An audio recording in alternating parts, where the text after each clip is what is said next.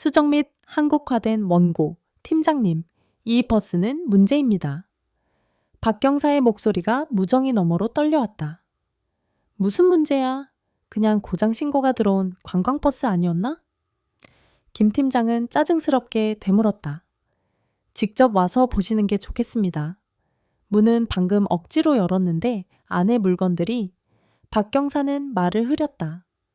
대체 무슨 일인데? 똑바로 말해. 무전은 순간 침묵에 잠겼고 이내 박경사가 목소리를 낮춰 말했다. 팀장님, 즉시 현장을 봉쇄해야 할 것 같습니다. 김 팀장은 무정이를 놓고 차의 속도를 높였다. 그가 현장에 도착해 버스 안의 상황을 목격한 순간 손에 들고 있던 손전등이 쨍그랑 소리를 내며 바닥으로 떨어졌다. 여러분 안녕하세요. 오래된 이야기에 오신 것을 환영합니다.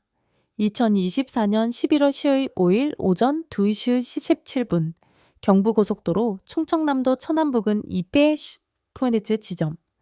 밤은 잉크처럼 검었다.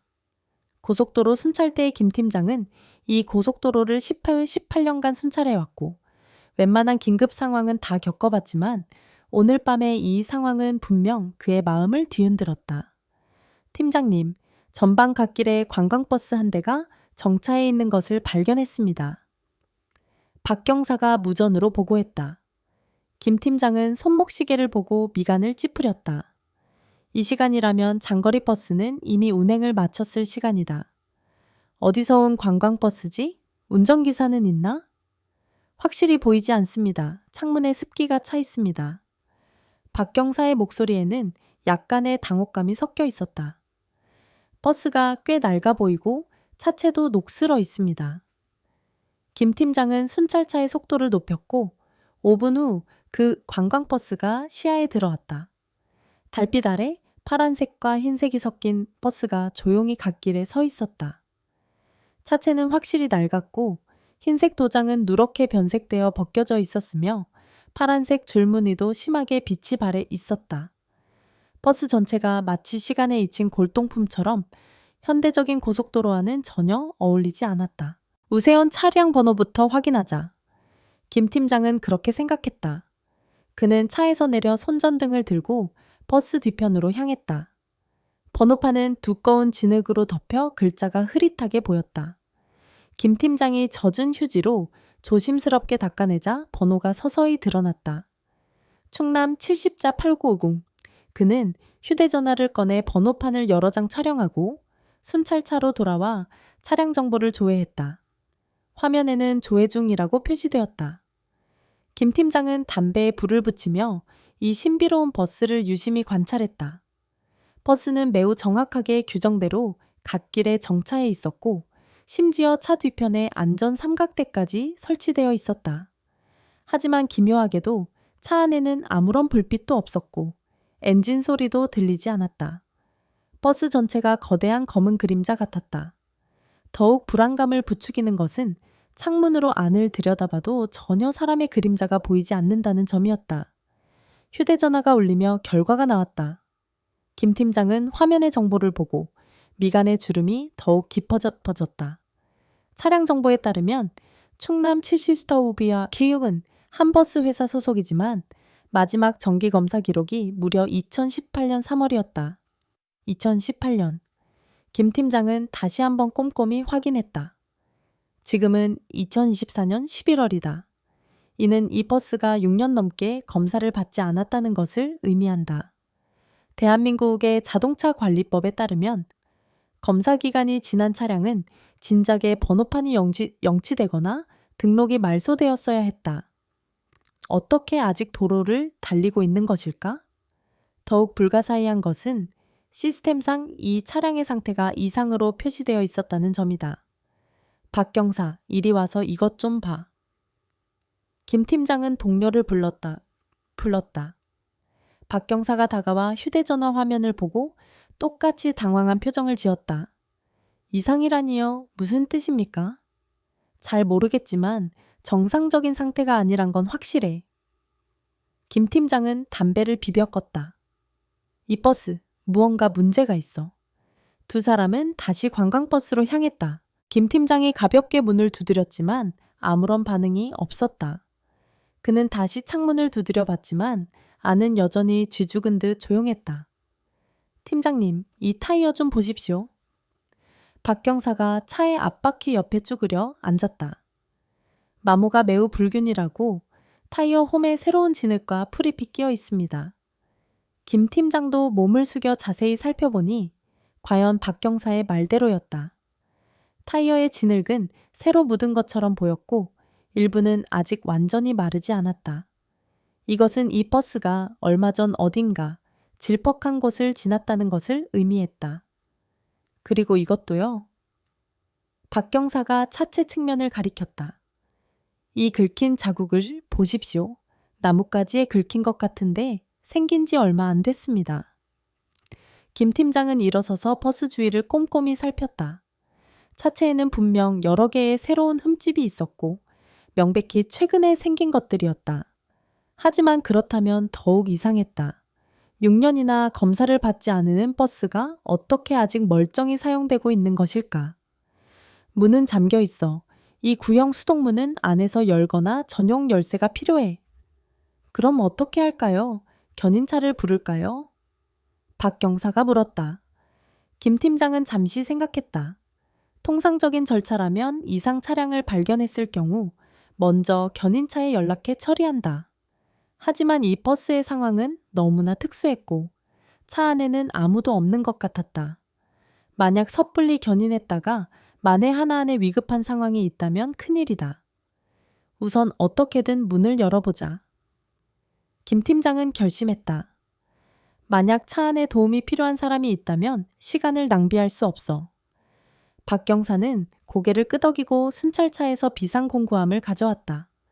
안에는 쇠지렛대 등이 들어있었다. 조심해. 김 팀장이 주의를 주었다. 박 경사는 쇠지렛대를 문틈에 끼워 넣고 신중하게 힘을 가했다. 이 낡은 버스의 문 잠금 장치는 비교적 단순해서 몇 분 후 철컥하는 가벼운 소리와 함께 마침내 문이 열렸다. 문이 열리는 순간 특이한 냄새가 코를 찔렀다. 부패한 악취가 아니라 소독약에 톡 쏘는 냄새와 오랫동안 밀폐되어 있던 곰팡이 냄새, 그리고 병원 같은 희미한 냄새가 섞인 것이었다. 김 팀장은 조심스럽게 첫 계단에 발을 올리고 손전등을 들어 차 안을 비췄다. 다음 순간 그는 완전히 굳어버렸다. 차 안의 광경은 김 팀장의 상상을 완전히 뛰어넘었다. 모든 좌석에 흰 봉투가 하나씩 반듯하게 놓여 있었다. 맨 앞줄부터 맨 뒷줄까지 하나도 빠짐없이. 이 봉투들은 모두 같은 크기였고 놓인 위치도 매우 규칙적이어서 마치 누군가 정성 들여 배치한 듯했다. 손전등 불빛에 비친 나이와 솔개의 흰 봉투가 어두컴컴한 차 안에서 유난히 눈에 띄며 기이하고 엄숙한 분위기를 자아냈다. 이게 무슨 상황입니까? 김 팀장 뒤에 있던 박 경사는 이 광경을 보고 목소리가 떨렸다. 김 팀장은 바로 대답하지 못했다. 그는 눈앞의 광경을 이해하려 애썼다. 오랫동안 방치되었을 버스가 갑자기 고속도로에 나타나고 차 안에는 수십 개의 봉투가 가지런히 놓여 있다니 이것은 전혀 상식적이지 않았다. 팀장님, 세어보셨습니까? 박 경사가 물었다. 대체 봉투가 몇 개입니까? 김 팀장은 조심스럽게 세었다. 8개의 좌석, 68개의 봉투. 하나도 많거나 또 어머나도 많거나 적지 않았다. 각각의 봉투는 표준적인 흰 봉투로 새 것처럼 보였고 결코 차 안에 오랫동안 놓여있던 것 같지는 않았다. 더욱 기묘한 것은 각 봉투 겉면에는 정갈한 글씨로 이름이 하나씩 적혀 있었다는 점이다. 김 팀장은 손전등을 들어 가까운 봉투를 자세히 확인했다. 맨 앞줄 왼쪽 이민준, 앞줄 오른쪽 김서연, 둘째 줄 왼쪽 박지훈, 둘째 줄 오른쪽 최수아. 모든 이름은 파란색 만년필로 쓰여 있었고 정중하고 명료하여 분명 동일 인물의 필체 같았지만 이름 자체는 남녀노소를 아우르고 있었다. 이 사람들은 누구죠? 박 경사가 의아한 듯 물었다. 왜 그들의 이름이 여기에? 김 팀장도 그 답을 알고 싶었다. 그는 손전등으로 차 안을 계속 비추며 다른 단서를 찾았다. 운전석에는 봉투가 없었지만 앞 유리창 아래 계기판 위에 접힌 종이가 놓여 있었다. 김 팀장은 조심스럽게 그 종이를 집어들어 펼쳐보았다. 같은 필체로 한 문장이 쓰여 있었다. 그들은 마침내 집으로 돌아갈 수 있다. 이 말에 김 팀장은 한기를 느꼈다. 그들이란 누구인가? 봉투 위의 사람들인가? 집으로 돌아간다는 것은 무슨 의미인가? 팀장님, 이것 좀 보십시오. 박 경사의 목소리가 차 뒤편에서 들려왔다. 맨 뒷좌석 아래에 무언가 있는 것 같습니다. 김 팀장이 그쪽으로 걸어가 손전등으로 비추자 과연 검은 물체가 좌석 아래에 쑤셔 넣어져 있는 것이 보였다. 겨우 모서리만 조금 보일 뿐 작은 상자 같았다. 아직 만지지 마. 김 팀장은 박 경사를 제지했다. 지금 상황은 정상이 아니야. 현장을 훼손해서는 안 돼. 그는 차 안 전체를 둘러보았다. 차 내부는 봉투 외에는 깨끗했고 낡기는 했지만 눈에 띄는 더러움은 없었다. 차 안 전체가 오랫동안 방치되었다기보다는 바로 조금 전 누군가 꼼꼼히 청소하고 장식한 듯한 인상을 주었다. 이 봉투들, 김 팀장은 주의 깊게 관찰했다. 안에 뭐가 들어있을 것 같나? 모르겠습니다. 편지나 사진일까요? 박 경사가 추측했다. 하지만 왜 여기에 놓여 있는 걸까요? 그것도 이렇게 가지런히. 김 팀장에게도 합리적인 설명은 떠오르지 않았다. 이 버스는 어떻게 고속도로에 나타났을까? 6년간 검사를 받지 않아 법적으로는 폐차 상태이며 합법적으로 공공도로를 달릴 수 없다. 하지만 나타났을 뿐만 아니라 차의 상태도 아직 정상적으로 주행할 수 있을 것처럼 보였다. 본부에 보고해야겠어. 김 팀장은 최종적으로 결심했다. 이 사건은 더 이상 일반적인 교통사고의 범주를 넘어섰다. 그들이 차 안에서 나오려던 그때 박 경사가 문득 깨달았다. 팀장님, 이 봉투들의 배열 방식이 무작위로 놓인 것 같지가 않습니다.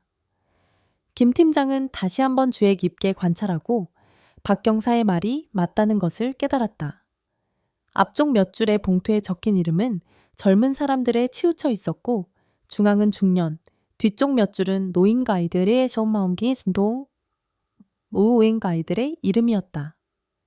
이 배열은 결코 우연이 아니라 마치 나이 순으로 정렬된 것 같았다.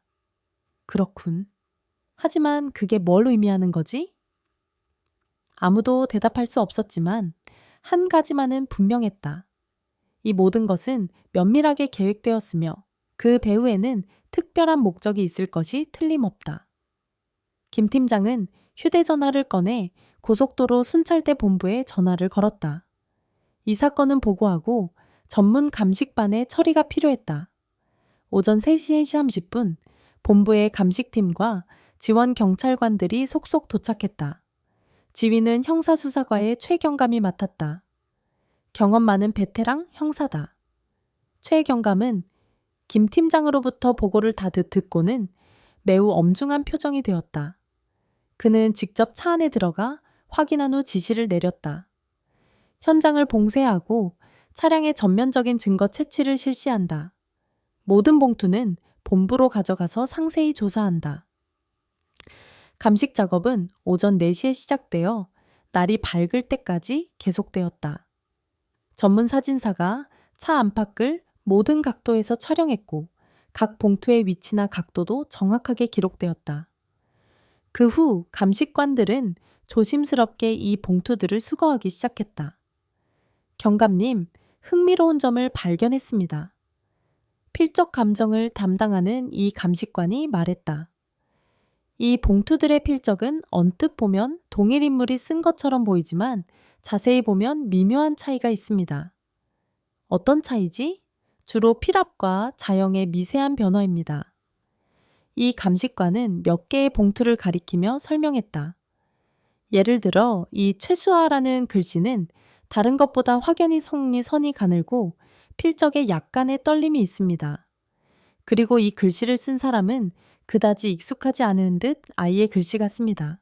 이 발견은 최경감을 더욱 혼란스럽게 만들었다. 만약 이 이름들이 동일 인물에 의해 쓰인 것이 아니라면 설마 봉투에 적힌 본인들이 썼다는 말인가?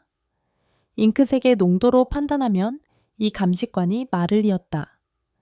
이 봉투들은 같은 시기에 준비된 것이 아닙니다. 새로 보이는 것도 있고 이미 시간이 지난 것도 있습니다. 모든 봉투를 본부로 가져가. 더 상세한 분석이 필요하다. 최경감은 잠시 생각에 잠겼다. 오전 9시 모든 증거품이 본부로 옮겨졌다. 최경감은 관계자들을 모아 이 봉투들의 개봉 조사를 준비했다. 낮 8개의 봉투가 회의 테이블 위에 가지런히 놓였고 최경감은 차 안의 좌석 순서에 따라 가장 먼저 이민준이라고 적힌 봉투부터 조사를 시작하기로 했다. 감식관이 조심스럽게 봉투를 열자 안에는 사진 한 장과 접힌 메모가 들어있었다.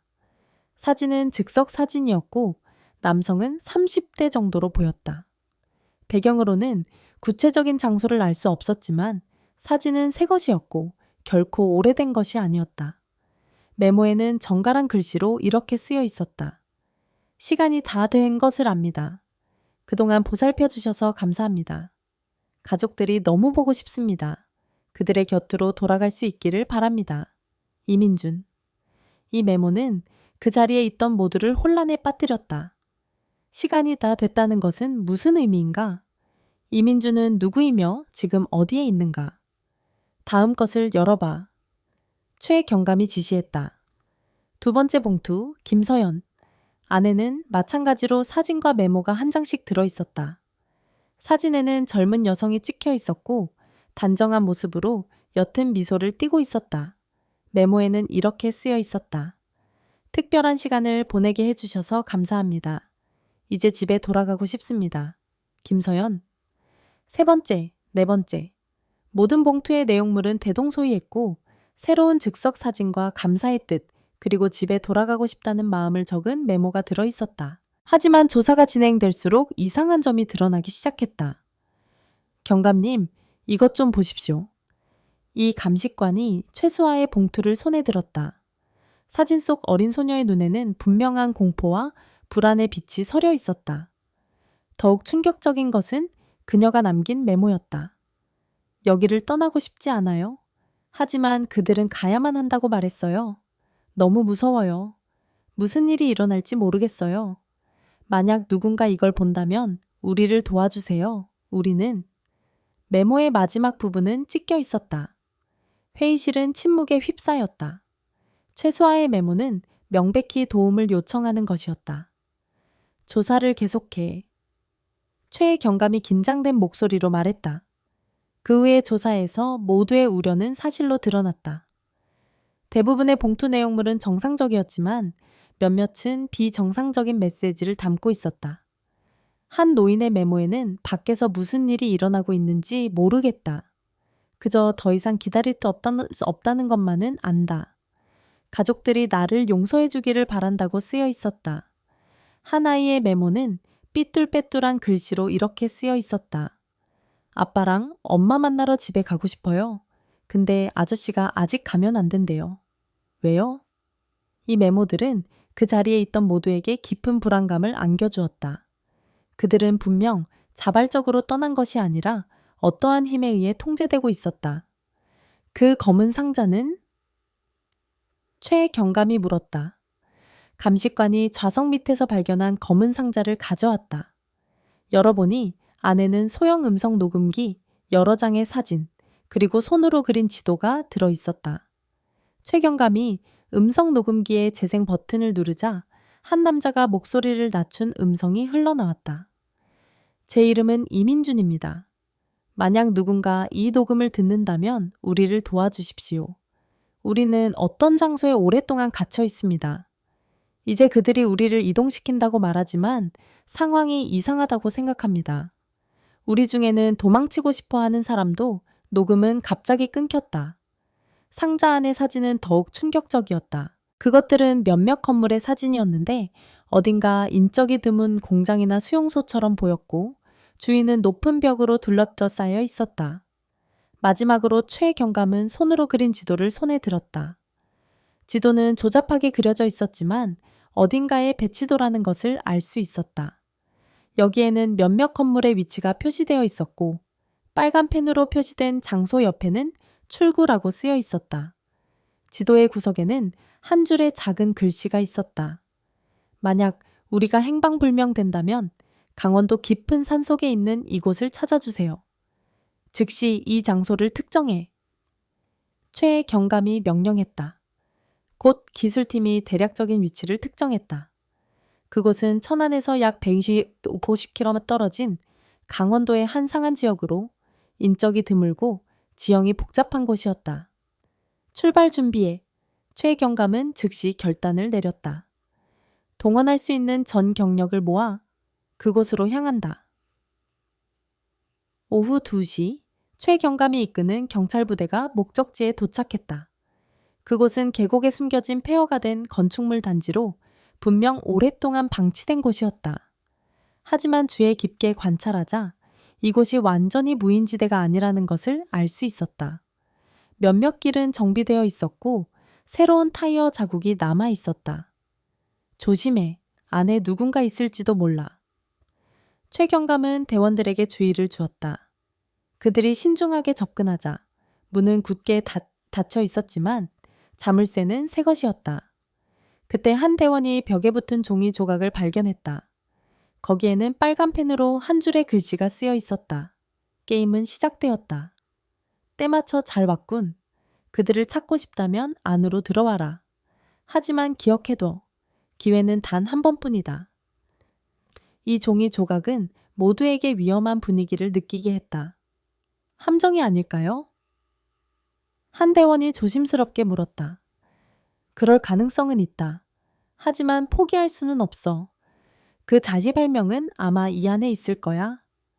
그들은 분대로 나뉘어 건물단지로 진입하기로 했다. 건물 내부에 들어서자 그곳이 많은 작은 방으로 나뉘어 있다는 것을 깨달았다. 각 방에는 1호부터 48호까지 번호가 매겨져 있었다. 나샤의 8개의 방, 니에셔 8개의 봉투. 이것은 결코 우연이 아니었다. 그들은 방을 하나씩 조사하기 시작했다. 대부분은 비어 있었지만 몇몇 방에는 사람이 살았던 흔적이 남아 있었다. 15호실 벽에는 빽빽하게 글씨가 쓰여 있었다. 도와주세요. 벌써 1813일째다. 가족들아, 어디에 있니? 집에 가고 싶어. 그들은 곧 나갈 수 있다고 말하지만 믿을 수 없어. 이 글자들은 최경감에게 그 다해펠명이 분명히 이곳에, 그것도 수년 동안 감금되어 있었다는 것을 확신하게 했다. 경감님, 빨리 이쪽으로 와주십시오. 한 대원이 48호실에서 외쳤다. 최경감이 달려가 보니 방 테이블 위에 48장의 사진이 나열되어 있는 것을 발견했다. 바로 봉투에 들어있던 것들이었지만 그 옆에는 신분증 사본이나 호적상 주소 같은 개인정보까지 덧붙여져 있었다. 이게 그 다시펠명의 정보다. 최경감이 말했다. 그들이 여기에 갇혀 있었던 것은 틀림없어. 하지만 문제는 그들이 지금 어디에 있느냐는 거야. 그때 최경감의 휴대전화가 울렸다. 모르는 번호로부터 온 짧은 문자였다. 이곳을 찾아낸 것을 축하한다. 하지만 안타깝게도 한 발 늦은 것 같군. 그 48명은 이미 마지막 여행을 떠났다. 그들의 마지막을 보고 싶다면 오늘 밤 12시에 고속도로의 그 관광버스 장소로 돌아와라. 기억해도 혼자 와라. 이 메시지를 보고 최경감은 등골이 오싹해지는 것을 느꼈다.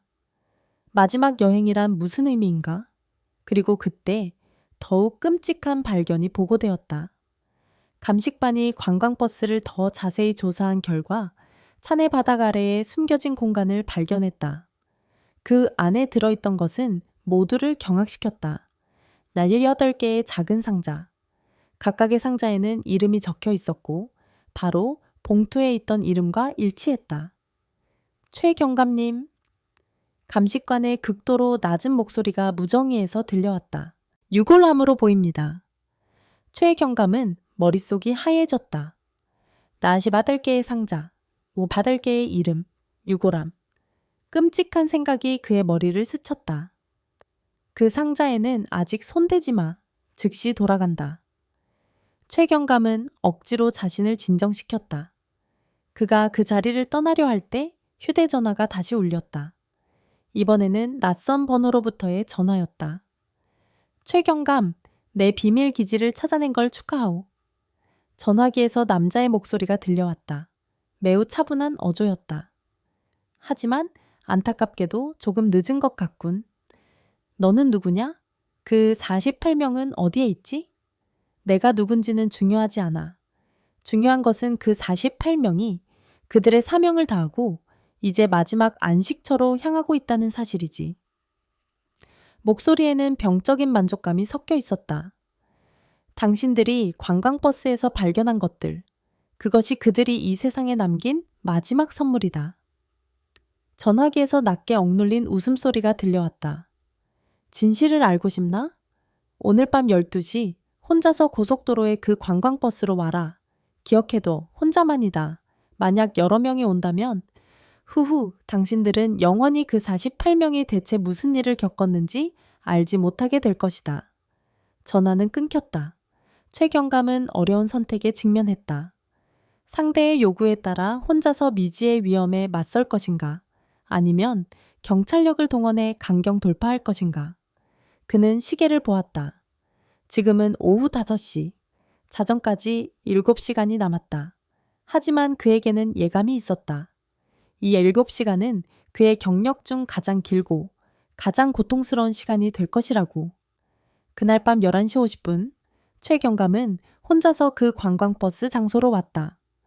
현장은 완전히 봉쇄되었고 덩그러니 버스 한 대만이 갓길에 조용히 정차해 있었다. 그는 동료를 한 명도 데려오지 않았지만 어둠 속에는 저격수와 지원팀을 배치해 두었다. 11시 58분 길가의 숲속에서 한 인형이 나타났다. 그것은 50대 정도의 남성으로 수수한 어두운 색옷을 입고 있었다. 초의 경감, 시간 맞춰 오셨군요. 남자는 미소를 지으며 말했다. 전화 속 목소리와 같은 인물이었다. 네가 배우인가? 최의 경감은 경계하며 물었다. 배우라는 말은 너무 무겁군요. 남자는 고개를 저었다. 나는 그저 연구자, 인간성에 깊은 흥미를 가진 관찰자에 불과합니다. 그 48명은 어디에 있지? 남자는 관광버스를 가리켰다. 그들은 저기에 있습니다. 줄곧 저기에 있었죠. 최경감은 이해할 수 없었다. 당신들이 오후에 발견한 그 상자들, 그게 바로 그들입니다. 남자의 표정은 조금 슬퍼졌다. 6년입니다. 꼬박 6년. 그들은 마침내 집으로 돌아갈 수 있게 된 겁니다. 최경감은 현기증을 느꼈다. 상자 안의 내용물은 역시 네가 그들을 죽인 건가? 죽였다는 말은 너무 난폭하군요. 남자는 반박했다. 나는 그들에게 새로운 존재의 형태를 부여한 것입니다. 지난 6년간 그들은 완벽한 환경에서 고통도 고민도 없이 살아왔습니다. 무슨 소리를 하는 거야? 남자는 주머니에서 정보 단말기를 꺼냈다. 화면에는 가상현실 게임과 같은 인터페이스가 표시되었고 안에는 18명의 가상 캐릭터가 아름다운 세계에서 생활하고 있었다. 이것이 그들의 지난 6년간의 생활입니다. 남자는 자랑스럽게 말했다.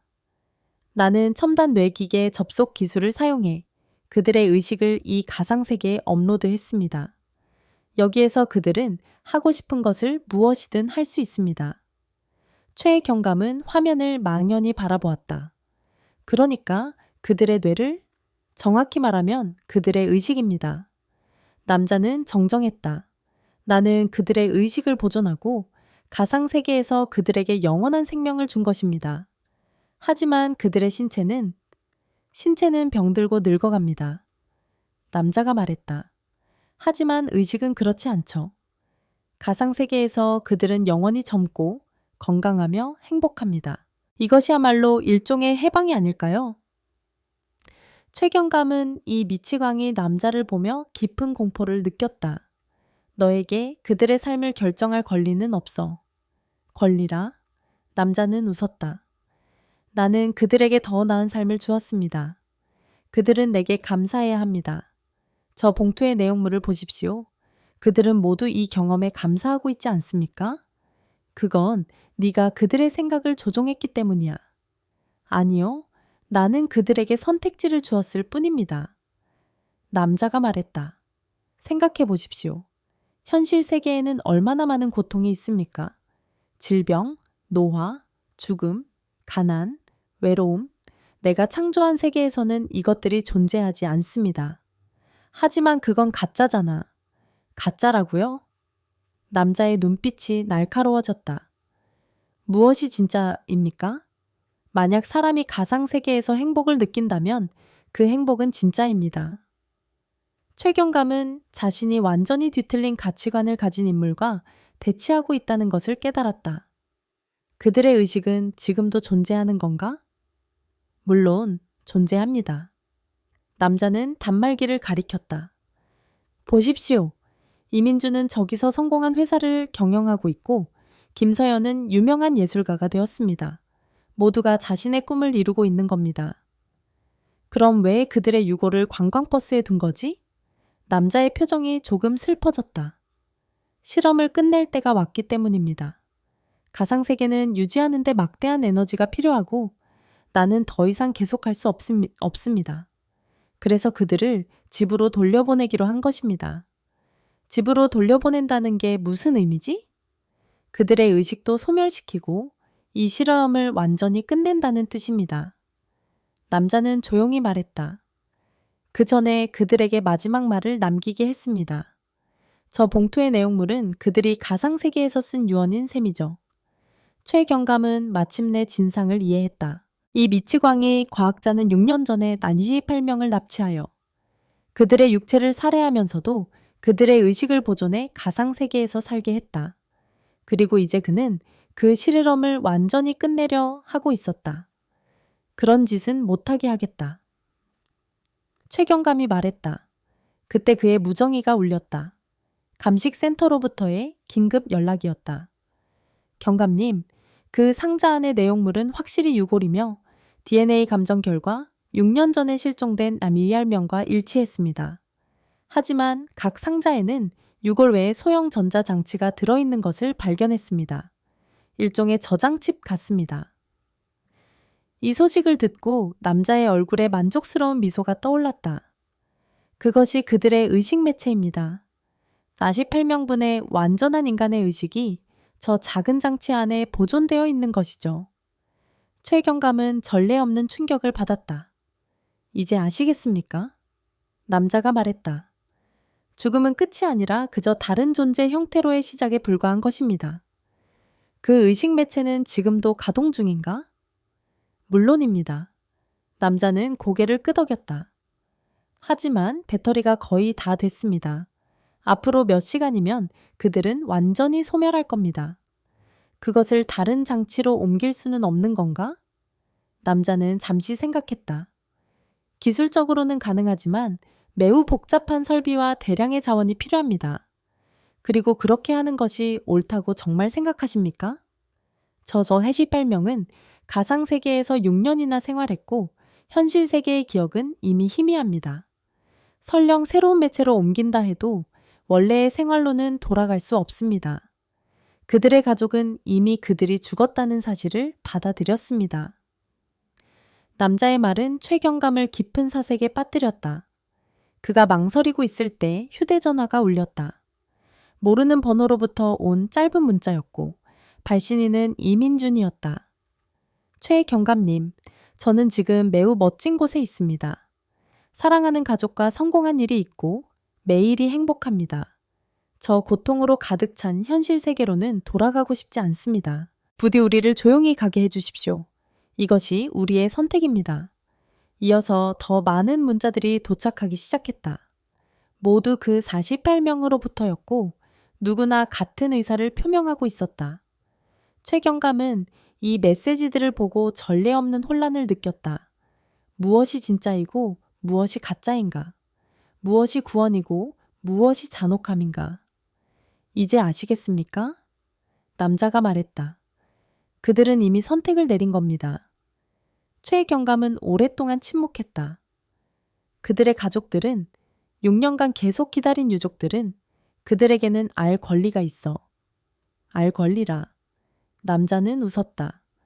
그들에게 진실을 알리는 것은 더 큰 고통을 가져다 줄 뿐입니다. 유족들이 평안히 잠들었다고 믿게 하는 편이 낫지 않겠습니까? 네가 그들을 대신해 결정할 권리는 없어. 그럼 당신에게는 있습니까? 남자가 되물었다. 만약 당신이 지금 억지로 저 의식들을 구해내 완벽한 가상세계에서 잔혹한 현실로 끌어낸다면 그들이 얼마나 고통스러워할지 생각해 본 적 있습니까? 최경감의 휴대전화가 다시 울렸다. 이번에는 전화였고 표시된 이름에 그는 충격을 받았다. 김서연. 그는 떨리는 손으로 통화 버튼을 눌렀다. 전화 너머에서 젊은 여성의 목소리가 들려왔다. 최경감님, 김서연입니다.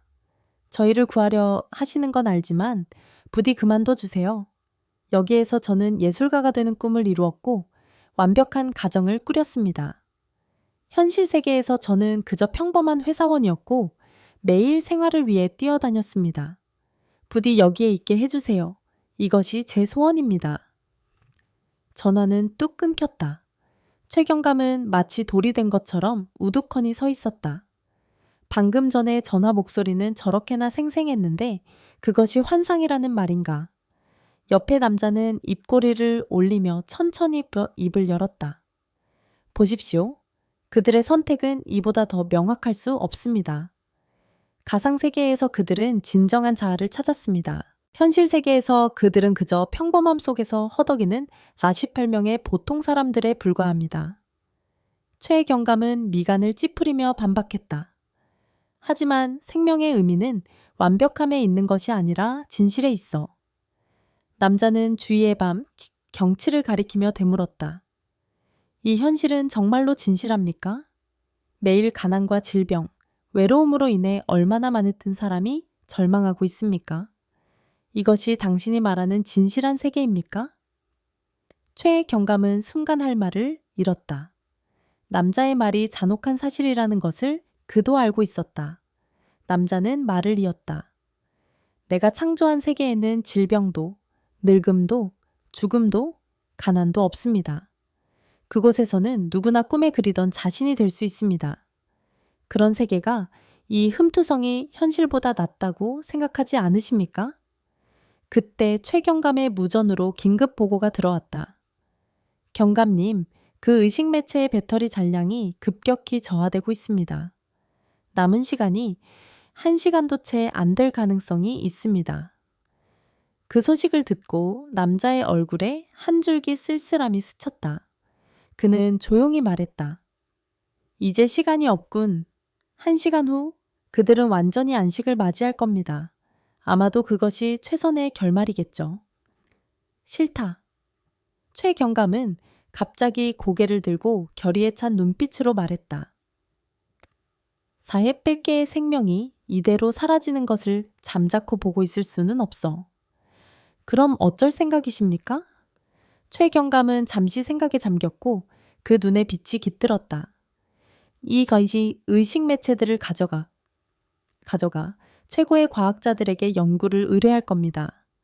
미래의 과학 기술이라면 그들에게 다시 신체를 되찾아 줄 수 있을지도 모릅니다. 설령 그들이 원하지 않더라도 적어도 그들에게 진정한 선택권을 주고 모든 것을 이해한 후에 스스로 결정하게 해야 합니다. 남자는 잠시 말이 없다가 이윽고 천천히 고개를 끄덕였다. 어쩌면 당신이 옳을지도 모르겠군. 선택권은 그들 자신에게 속해야지. 그렇게 말하며 그는 정교한 작은 장치를 꺼냈다. 이것은 의식 매체의 제어 장치입니다. 이것을 사용하면 배터리 수명을 연장할 수 있습니다. 하지만 기억해 두십시오. 일단 이렇게 하면 당신이 그들을 돌볼 책임을 지게 되는 겁니다. 최경감은 엄숙하게 그 제어 장치를 받아들고 단호하게 말했다. 알고 있습니다. 남자는 덧붙였다. 그리고 그들의 분노와 원망을 받아들일 각오도 필요할 겁니다. 왜냐하면 당신은 그들을 아름다운 천국에서 이 고통으로 가득 찬 지옥으로 억지로 끌어내는 것이니까요. 최경감은 제어 장치를 강하게 움켜쥐었고 마음은 복잡한 감정으로 가득 찼다. 그때 그의 휴대전화가 다시 울렸다. 최수아로부터 온 짧은 문자였다. 그는 떨리는 손가락으로 그것을 열었다. 경감님, 감사합니다. 누군가 우리를 도우러 와주기를 계속 기다렸어요. 여기는 무척 아름답지만 이게 전부 환상이라는 걸 알고 있어요. 저는 진짜 세계로 돌아가고 싶어요. 설령 고통으로 가득 차 있더라도 적어도 그건 진짜 인생이니까요. 부디 우리를 도와주세요. 이 메시지는 한 줄기 빛처럼 최경감의 혼란스러운 마음을 비췄다. 설령 대다수가 남기를 선택했다 하더라도 단 한 명이라도 돌아가고 싶어 하는 이가 있는 한 그는 모두를 구할 책임이 있다. 결심했다. 최경감은 심호흡을 하고 제어 장치의 버튼을 단호하게 눌렀다. 순간 멀리 관광버스 안에 있는 의식 매체들이 희미한 빛을 발했다. 배터리 수명은 무사히 연장되었다. 남자는 조용히 그 광경을 바라보며 복잡한 표정을 짓고 조용히 말했다. 후회하지 않기를 바랍니다. 최경감의 눈빛은 흔들리지 않았다. 후회하지 않습니다. 왜냐하면 저는 믿기 때문입니다. 거짓된 행복보다 진실한 고통이 훨씬 더 가치 있으며 그것이야말로 생명의 진짜 의미라고. 남자는 희미하게 고개를 끄덕이고 천천히 몸을 돌려 숲속 깊은 곳으로 걸어갔다. 몇 걸음 가다가 그는 갑자기 멈춰서서 뒤돌아보며 말했다. 최경감, 언젠가 당신도 알게 될 날이 올지도 모릅니다. 내가 한 모든 일은 이 세상의 고통을 줄이기 위함이었다는 것을. 그 말을 남기고 그는 어둠 속으로 사라졌다. 남겨진 것은 제어 장치를 굳게 쥐고 홀로 서 있는 최경감뿐이었다. 그는 알고 있었다. 오늘부터 그가 68개의 특별한 생명의 책임을 짊어지고 도전과 미지로 가득 찬 길을 걷게 될 것이라는 것을. 하지만 그에게 한 점의 후회도 없었다. 왜냐하면 그의 각오는 이미 정해졌기 때문이다.